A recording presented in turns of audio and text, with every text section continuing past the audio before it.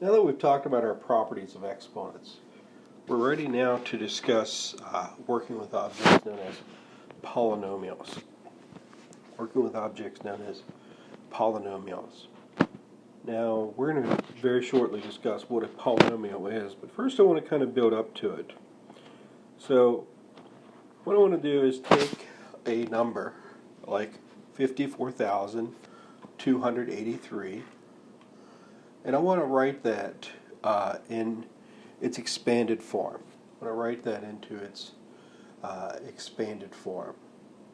Okay, so expanded form means that I want to write this so understanding 54,283 is 50,000 plus 4,000 plus 200 plus 80 plus 3. And so I can write that down. 50,000 I can write down as 5 times 10 to the 4th.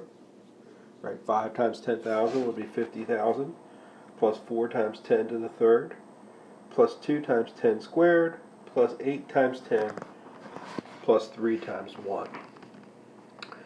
And so the 3 times 1 we can think of as 3 times 10 raised to the 0 power if you want, or we can just leave it as that. Now that's a number in its expanded form.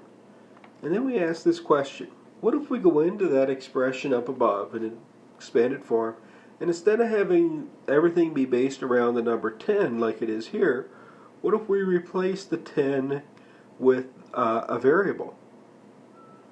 What if we replace the 10 with a variable?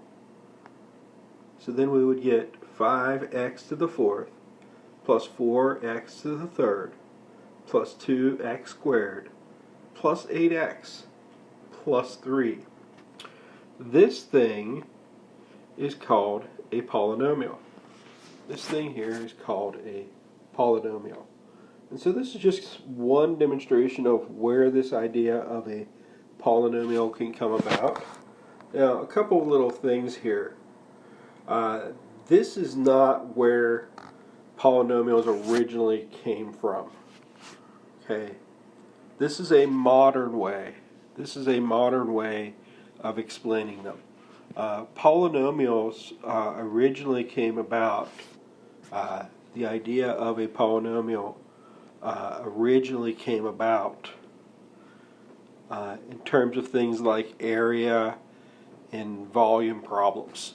So the square, area is in square units. So an x squared would be square units. An x cubed would be cubed units. Right? That would be talking about volume. And that's where these things originally kind of came into play. That's how they kind of originally came about. But here we're kind of explaining them in terms of a number. So we can think of a polynomial as a generalized number. So the first thing we need to describe to talk about a definition for a polynomial is an object called a monomial. A monomial is an expression of the form ax to the n, where a, the number in front, is just some number. It could be a fraction, it could be a decimal, it could be positive, it could be negative. It's just some number. Now the exponent, the n, has to be a positive number. So no negative exponents here. No negative exponents are coming into play here. It's just ax raised to the positive power. Now n could be 0. Remember, something that's 0 is equal to 1. So that's what's called a monomial. Now a few examples of some monomials. We could do 5x to the 3rd, right? It's a single term. Or just x to the 6th, right? The number in front could be a 1. Or it could be a fraction like 2/3 x squared. Or it could be a negative number, like in the case of negative 5x. Or it turns out every little single number we have could be considered a polynomial, or monomial, because we could write that down as 12x raised to the 0 power. And so every number actually qualifies under this definition of a monomial. Now, a polynomial is just a sum or a difference, addition or subtraction, involving one or more monomials. So every one of those things that I just wrote down and called monomials are actually also polynomials. So every one of these things, a single term, they're called monomials, but they're also polynomials. So we're going to make a little chart here of some different polynomials. And one of the things that your textbook does, and a lot of books do, is we classify polynomials in terms of how many pieces they have. So the first thing in the chart we're going to put here are our monomials. And again, anything from our previous list would be considered a monomial, a one-term polynomial. So 4x squared, 3xy. We don't have to limit ourselves to just one variable when we talk about polynomials. We can have more than one variable. The next thing is what's called a binomial. A binomial. Bi, just like a bicycle, means two. So these are going to be polynomials that have two parts.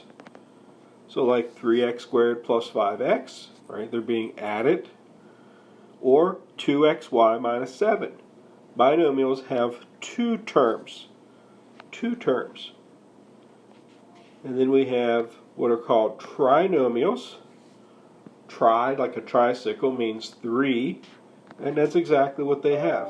Three things separated by addition and subtraction, like x squared minus 5x plus 6, or x to the fourth minus 3x squared plus 7x. Once we go beyond one, two, or three things, we don't give a specific name for them anymore. So if we have something, four things being added and subtracted, four monomials, then we don't give that a particular name. All of these are polynomials. Okay, every one of these things is a polynomial. So this last one we would just say it's just a polynomial. It doesn't get a special name. All of those are polynomials too, but they also get the special name of trinomial. Okay. So in upcoming videos we're going to start to look at doing some things with these polynomials and understanding some things about them.